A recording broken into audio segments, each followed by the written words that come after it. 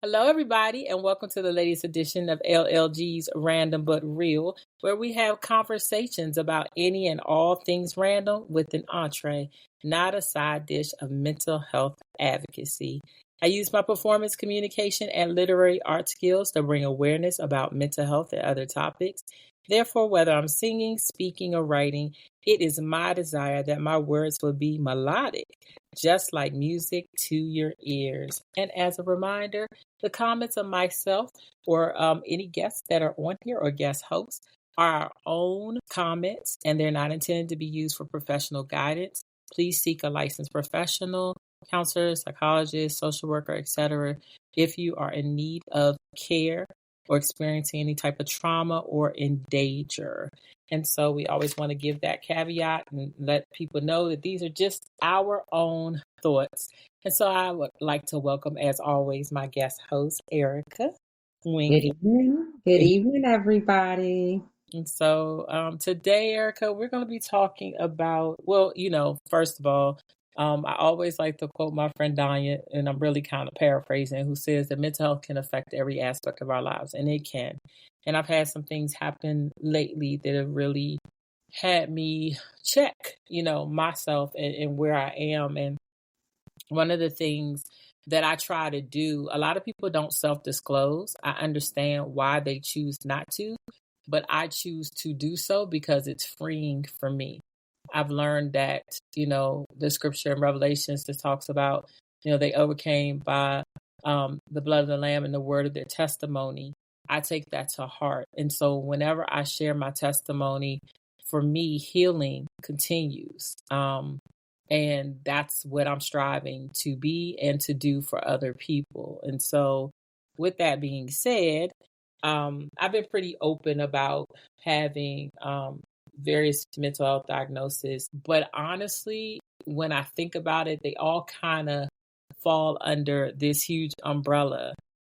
Depression falls under PTSD. Anxiety can fall under PTSD, meaning that those individuals who are diagnosed with PTSD or complex PTSD often have some of those symptoms. And so today, that's what we're going to talk about. So hopefully we'll help people who don't know about PTSD or who heard of it but don't really understand it. And so we pulled up some articles. We'll actually quote the articles so that people can go back and, read them for themselves. And so I actually wanted you to start with it's an article about post-traumatic stress disorder from the Mayo Clinic. Yes. And so if you could actually just read that, the first paragraph, the overview. And it's amazing because I have it right here, and I'm looking at it. So the article, as you said, is post-traumatic stress disorder, or PTSD, from the mayoclinic.org. And the overview says this: post-traumatic stress disorder, or PTSD, is a mental health condition that's caused by an extremely stressful or terrifying event, either being a part of it or witnessing it. Symptoms may include flashbacks, nightmares, severe anxiety, and uncontrollable thoughts about the event. It further goes on to say that most people who go through traumatic events may have had a hard time adjusting and coping for a short time, but with time and by taking good care of themselves, they usually feel better. If the symptoms get worse, last for months or years, and affect their ability to function daily, they may have PTSD. Getting treatment after PTSD symptoms arise can be very important to ease the symptoms and to help people function better. So absolutely. And so some of those symptoms, like intrusive memories, like you have unwanted thoughts, almost like rumination, they just keep on coming over and over again. Nightmares, avoidance, so not trying to think about what's going on or staying away from places or activities, from even if it was something that you actually used to like to do. And I might talk a little bit about that. Could be negative changes in thinking and mood, like you'd be fine. And then all of a sudden, remember I was talking about the depression earlier. So you think negative about yourself or the world if something happened to you and you're just like, how did this happen? And, or you feel like numb, almost apathetic.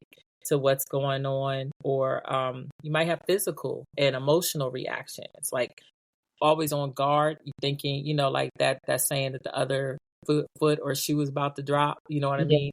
Yes. Trouble sleeping, concentrating, self-destructive behavior. Sometimes, that's what us Christians will call sin, because we'd be drinking too much, or maybe living on the edge, driving too fast. Sometimes some people get involved in even sexual relations, like any type of not all types of addictive behavior, but sometimes types of addictive behavior. And it's important, because PTSD also can, just like many other mental health, not always, but can lead to having suicidal ideations or thoughts. And of course, I know I don't want anybody to, die by suicide. And I'm sure you feel the same way. So, Absolutely. reach out to 988 if you need help. That's the National Suicide Hotline. Um, One of the greatest things that they did, put that in place. And, there's several causes and risk factors. But I'm going to actually move from PTSD to complex PTSD, which is fairly new. There's the DSM, the diagnostic,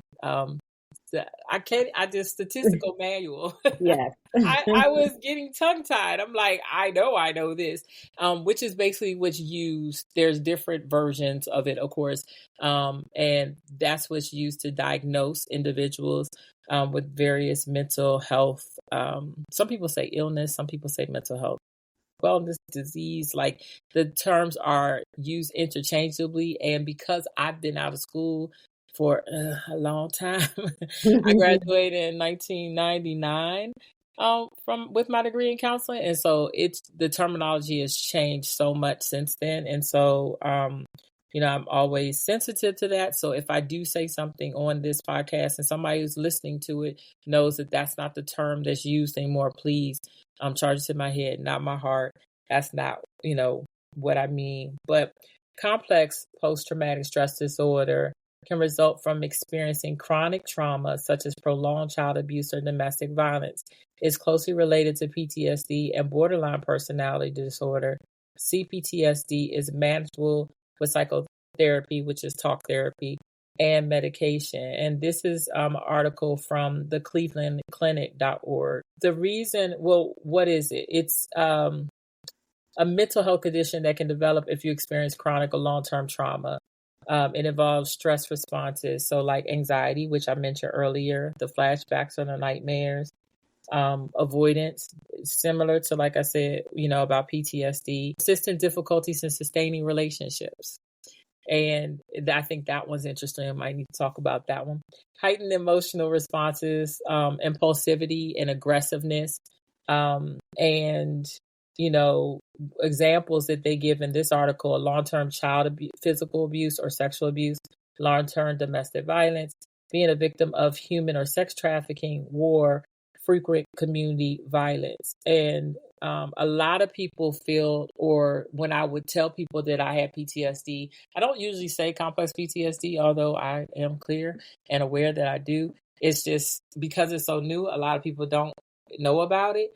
But with the types of traumas that I've experienced in my life, it's understandable if you know what PTSD is or CPTSD is, how I might react to certain things. So, like, I definitely have the aggressiveness when I'm triggered.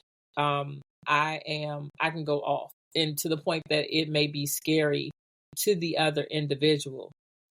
But I'm not a person that tries to hurt anybody or, anything like that at heart. But I do express myself I'm very verbal. Like I said, not physical aggression, but my words, they can cut you, like, for real. So, it's like, don't tell me. Well, when we get to the things of what to say and what not to say, then it may make more sense. Avoiding situations. One of the places, believe it or not, this minister, licensed and ordained minister, avoids his church because I was triggered there. And I have no desire right now to be in the actual church. Read the word every day, pray, study the Bible, love the Lord. But because of how I was made to feel, and I love my actual church, it just takes a lot for me to go to anybody's church right Mm-hmm. now. I go where I feel welcomed and loved, and hopefully one day that'll change. And I don't feel that way anymore because I don't want to not do what God says, which is, forsaking ourselves as the assembling of, of the saints together, the saints. And so, and then I've been very open about experiencing sexual abuse, molestation, and rape. Or acquaintance rape or date rape. People call it different, terms. So I've definitely had nightmares and flashbacks. This is the season, as you all may know, we pre-record this show. And so September 26th is the last day that I heard my mom's voice. That's the day that she went into the hospital, and then she died October 13th. And I was in the room when she took her last breath. And that triggered me because I had found my grandmother deceased in 1995. So years prior, my mom died in 2017. And I say all the time, it's one thing to, find out someone died. It's another thing to find them deceased, or Absolutely. be with them when they are deceased. And so oftentimes, like I remember when my mom first died, I would literally reach out like, you were just right here, like literally. And now you're not here anymore. And I replay a lot of the stuff that happened in those 2 weeks. I don't know how to physically move past, if that makes sense, those thoughts. They're there. But I do believe in psychotherapy. I do go to a counselor. Talk therapy does help me. Deep breathing helps me. There are ways that I try to control my emotions when I'm triggered. But warning, heed the warning. If I say, please give me time or let me go, let me go. Because if I go off, it's not at all. Is there anything you want to share? Well, I was sitting here thinking as you were talking, Lisa, and I, for one, certainly appreciate your, ease with disclosure, right, if you will. I'm sure there's probably a better way to say it. And like you said at the beginning, not everyone chooses to disclose whatever it is they're dealing with, and that's fine. But what I was thinking about is sometimes many of us might be experiencing these things and not even really know what to call it, how to Mm-hmm. put name to it, or even recognize that it applies to us. Right. And it might not, as you said, when you're diagnosed by a licensed professional, they have criteria that they are utilizing to get to that diagnosis. And you might not meet all of that criteria. You might have a thing or two, but you don't necessarily meet the criteria for a full diagnosis. Mm-hmm. And I say that to say that in my life, for me, I've been involved in a couple of different things that very well could lead me to a diagnosis were I to, you know, go for one in that area that way. But Mm-hmm. we just don't always think of it like that is kind of my point.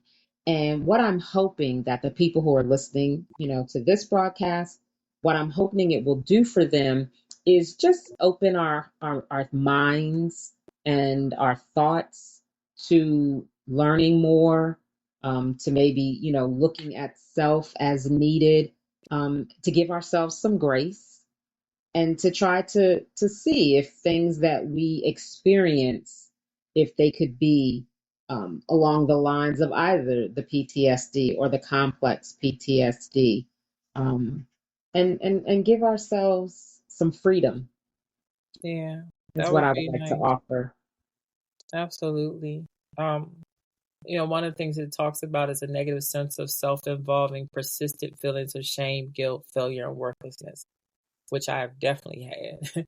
um, Both in how my mom died and also in some of the decisions as we talked about, on a previous podcast, just the decisions that I've made in my relationships. And I mean, there's some people who don't want to be in my life because, quote unquote, I had a friend tell me I was heavy.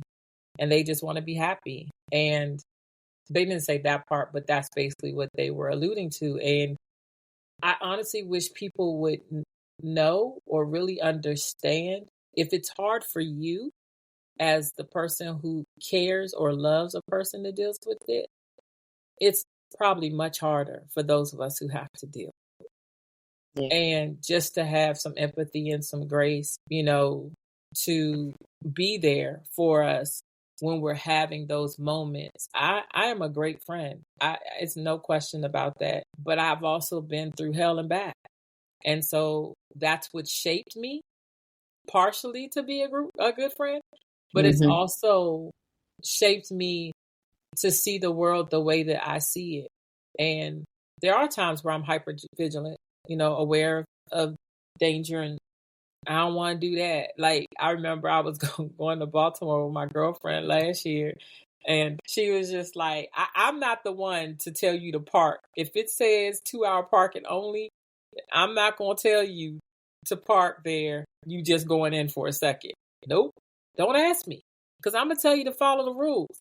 Because for Yeah. me, I feel like we going to get told. It's not, things don't work out like that for me. You know what I'm saying? When I try to do wrong, if I try to do wrong, it always, I'm saying, karma comes back. So I'm not going to be the one. Don't be like, you think we're going to be okay? This your vehicle. You do what you need to do in your vehicle. However, I would not do it, and so Right. I'm teased about that. I definitely try to avoid the trauma triggers. There are times where I have to excuse myself, and I had a situation in my job. They didn't, want to let me leave the room. I could feel myself, because I'm very, very alert. I do hold myself accountable, and I do check myself, probably more than most. And so when I'm feeling triggered, I can easily say it. I feel like I was a counselor for 20 years. So how can I teach other people to do stuff and not do it? But I had to remind one of my colleagues, I was like, I have PTSD. It just doesn't, it's not about moving forward for me. I'm in the process of it, but you're healed when you're healed. Mm-hmm. Mm-hmm. And I don't know how long that's going to be. I'm a lot better than I was.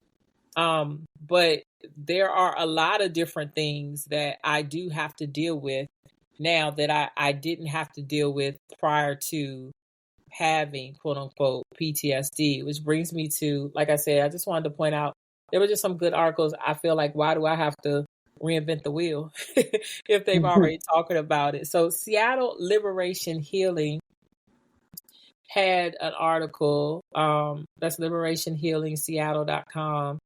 And it's 10 things to say to someone with CPTSD and not to say.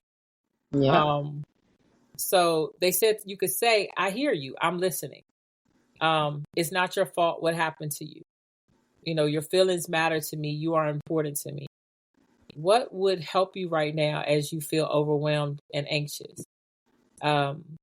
And then, making a list, brainstorming together, slowing down, taking a break, but actually asking the person and allowing them to share that with you. I'm not sure what to say right now. Can I sit next to you and just be here for you? We're going to do the PTSD things not to say next time. So I'm going to let you, read that one, Erica. But, what would you like to tell me, or would you like to tell me more? No pressure, but just letting the person know you're there to listen. Let them know they're not alone. Their reactions and symptoms, make sense based on whatever they've been through. And there's nothing wrong with you. You are not crazy, because some people try to put us in a box and make us think as such. I absolutely, if you're my friend, I don't even allow you to say a person is crazy. I will check you in a second, because there's such a stigma associated with the word crazy. You could say something like a thing is crazy, a situation might have been crazy, but when we call people crazy, that is insulting and demeaning. And for the person who might have something even far worse from PTSD, bipolar, schizophrenia, personality disorders, I know they have different names now, but those people who have often been, quote unquote, labeled crazy, for you just to be playing and saying it is inappropriate. So I'm hoping that people will realize that and stop. that, you want to validate, you want to encourage, you want to be persistent and be authentic. What you don't want to say, it wasn't that bad, was it? Calm down. You're overreacting. What's wrong with you? Um, that you don't believe the person. Stop crying. Like people say, get over it, or you're crazy. You're so dramatic. Other people have gone through worse. Are you serious? That happened in the past. Why are you still upset? You want to piss me off? Say something about that. Not cool at all, because it makes me feel like my feelings are not validated, or not valid, or that they didn't happen. Is there anything you want to say about any of those? Well, I was just going to add that, all those things that you gave, what to say, what not to say, sometimes I think it's normal to feel unsure to be able to talk to someone. I think we talked about this. We talked about suicide once, right? And the fear that if I say something, it's going to, put a thought in your head is really just that, a fear. And Mm-hmm. so the 10 things that you can say, they're really great things. One might not necessarily feel comfortable because they're thinking, well, I'm not a therapist or I'm not a counselor. I shouldn't be saying these things. But like you said, the goal is to validate someone, to let them know that you listen, to foster that connection, to be authentic and present and attuned. Saying those kinds of things, asking those kinds of questions can all accomplish that. So hopefully Absolutely. people can feel comfortable if they're the person who's talking and, being with the person who has the complex PTSD, or even the person who is diagnosed with it, can be comforted in knowing that someone outside of the licensed professional, just might be able to have conversation with them that can strengthen them and assist them. This is the thing. When we're in relationship with people, like you said in the beginning of the podcast, and sometimes they're not aware that they have these things or don't have these things. They don't know. And so Right. oftentimes we're in relationship with people, we all need to be aware. That's my take of what it is, what's going on. One of the things it says, because it is difficult, or it can be difficult to deal with someone who has PTSD or CPTSD. And it talks about taking care of yourself. Like you always should take care of yourself first, and assert your boundaries directly. There might be some days where you may not be able to handle it, but when you're married to a person, or when that person is your child, you may not have that choice to just walk away, but you do have to set clear boundaries about how you're going to support that individual. Let them know when the person's crossed it. Like, I don't use any of the things that have happened to me as an excuse. If I'm telling you, I literally would tell a person, I can't deal with this right now, but they still want to insert their opinion in the situation. I remember Right. talking to one friend, and I went off on them, and I was like, but I called you several times to talk about the situation when I was in a better headspace. You were not available. And now I'm not available to talk about it. And I literally said, like, this is not the time. Please don't continue. And they still continue to insert whatever it was that they wanted to say. One thing about me, most of the time, I don't want to know your opinion unless I ask for it, which I usually don't. And I think, unfortunately, that comes from being a former counselor. Like, I don't necessarily need my counselor, but I do need them because talk therapy helps me. So it's a Right. non-judgmental party that I can share my stuff with. But anything that he's been taught, I've been taught. Like GW, my education was very well paid for, and Right. I've helped plenty of people move past these mental health issues. So I could do that, for myself if I really needed to. But I do like going to someone. It says, also to understand your own trauma and triggers, and a lot of people don't take the time. That's part of my check, or self check. And then think about the other person's triggers. Like I've just said, if I ask you, to excuse myself, or I can't do this right now, it's not to be disrespectful. It's that right now, if you continue to talk about this particular topic at this particular time, I have a tendency to go inward.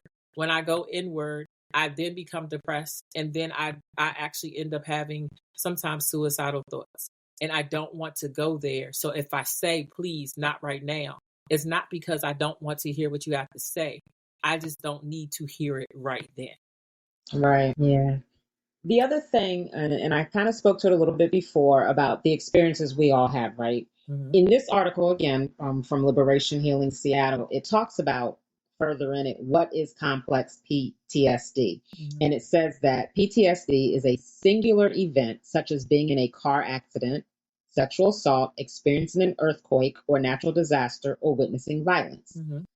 But the complex PTSD is the repeated, chronic, and ongoing traumatic experiences, usually from an early childhood to adolescence to adulthood, but can be any prolonged period of time, ranging from months or years at a time.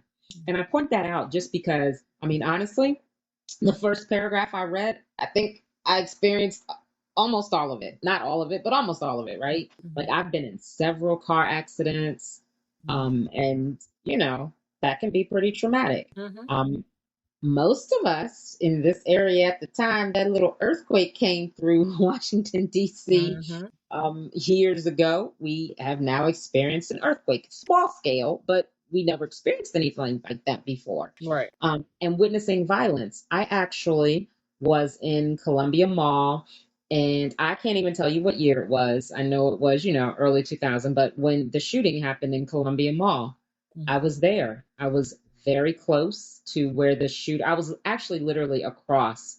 The shooter was in the Zoomy store, and I was in the Picture People store with my girlfriends. Yeah, Um, 2013, because I worked in 2000. global crisis and I was one of the people that were assigned to have to deal with that person if they came home.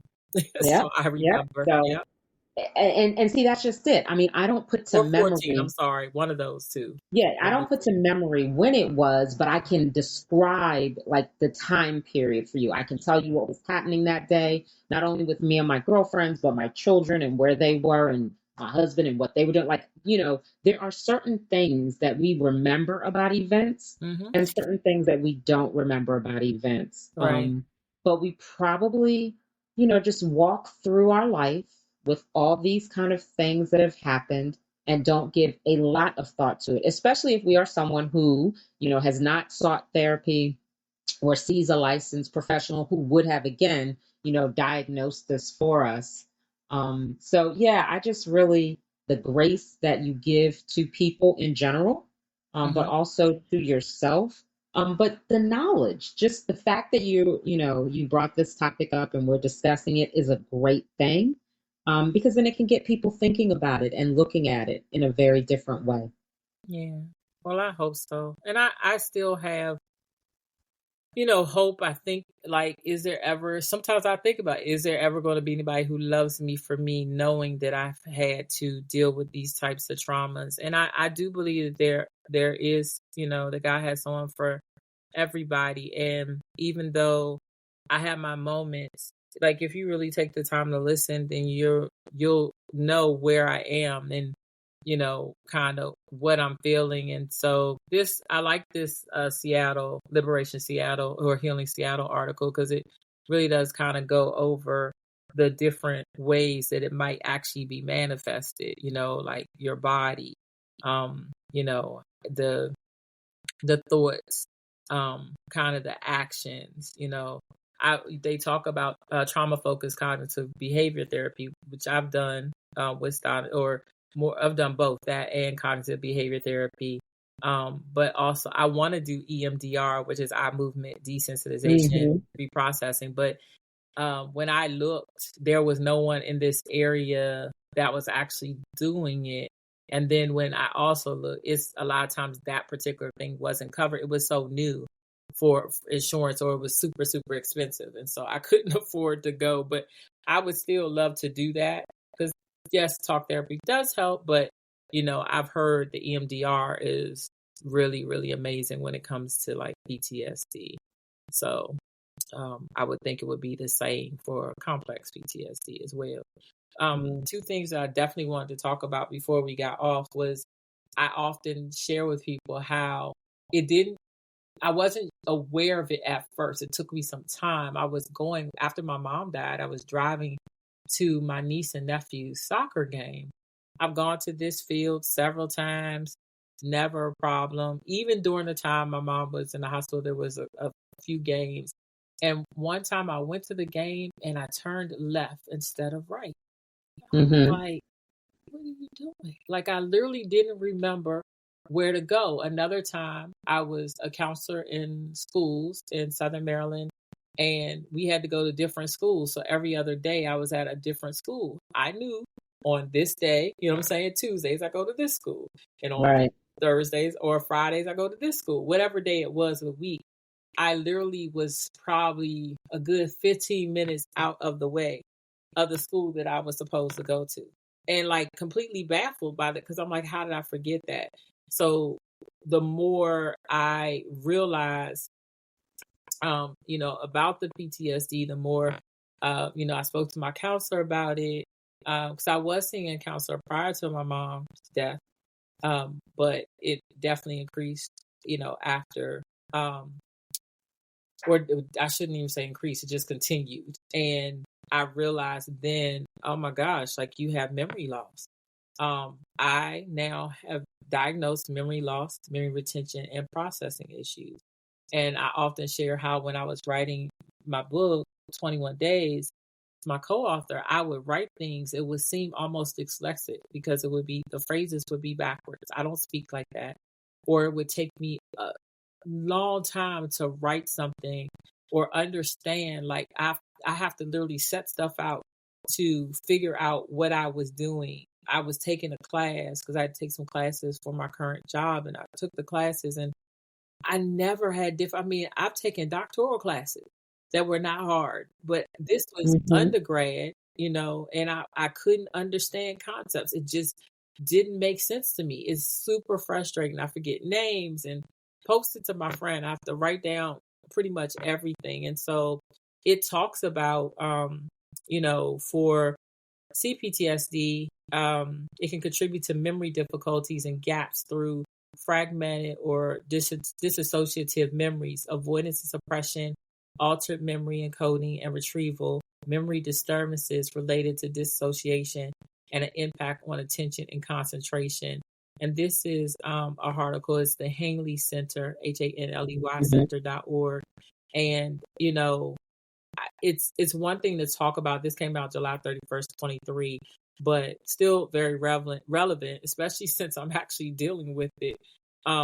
It's hard to not be able to remember things when I used to be so astute. And so now I'm at the point, like, you could ask me something today, and if I didn't write it down or it's not super, if I don't feel it's important, then I'm like, that's not in my memory. Give me a second. I gotta go check it. I gotta go look it up. Or I'm not gonna remember. It was, but I wanted to tell you something for 2 days, and I literally could not remember what it was. And something else happened, and then I was like, oh, and then I had to tell the person I was talking to, hold on one second, I need to call Erica because I needed to tell you something. That's, I guess how bad it is, but thank God for paper and pencil and prayer. The other day, though, my coworker was like, Lisa, look at you. You remember. So I was like, you don't remember this person's name? Remember it was this, this, and this. And I remembered certain things. And so it helped me to know that I am remembering. I do believe that God will completely heal my memory. The more I, am healed, then that memory loss, the memory process, and the retention will come back as well. But for now, whew, it's it's been kind of rough. Understandable. Yeah, it's been kind of Mm-hmm. rough. So, is there anything that you wanted to say about, just the PTSD? Any questions you have for me about how I navigate through it, or? Um, well, I feel like you've kind of shared some of the ways with us that you've navigated and that you continue to navigate. I guess my question as your friend Mhm. would be, have I um, ever done any of those things unknowingly that didn't work well with you so that I know how to move forward differently? Like, and maybe not even just like me personally, although you absolutely can answer about me personally. I guess what I'm asking for you to address, right, is like in the friendship, and you said some of it. You absolutely, like, I know if you say, hey, now's not the time, Right, I know now's not the right, time, right? right. Give me my But space. this, just to help people I guess, just understand better ways that we can be supportive friends. And I know it would differ from person to person. Mhm. So again, some of it you gave us specifics, but some of it, if there's just any other generals that might work when trying to be a friend to someone. Yeah. I appreciate you asking that. I think my biggest thing is just be understanding. I feel like you are. And some people are at first, and then they're just like, "Ooh, this is too much to handle." That's hurtful because I didn't do anything to cause this.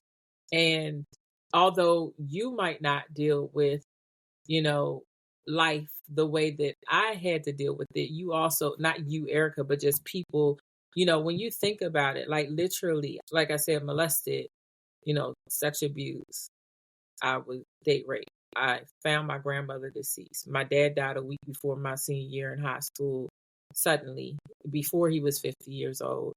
Um, the trauma of and fear, anxiety of me making it to 50. Am I actually going to be able to achieve that? Is God going to keep me here? Fear of dying because I've lost so many relatives and family members, and then, finding my mom like I did, and then her being there with her last breath. That's so much trauma. And that's just some, like, being afraid of being with the guy because I didn't want to be raped again. Can I trust that you're going to have my back? And that's with friends as well, because most people in my life, not all, but they have left. I've been too much for them. And so just understanding, I usually self disclose to my friends. I self disclose on my job. I don't have to, but I do it with hopes that if I have a moment where I'm triggered, that they'll remember, oh, she did say, PTSD. And if they don't know, that they'll find out. But I have no problem expressing myself. If I'm angry, I'm going to tell you I'm angry. If I'm hurt, I'll say I feel hurt. Restorative practices has been a blessing for me, but I also learned effective statements when I was a counselor. So I just think understanding, really being empathetic. And how would you feel if that was, on you? Like I said, I don't think I'll be here like this forever, but Mm.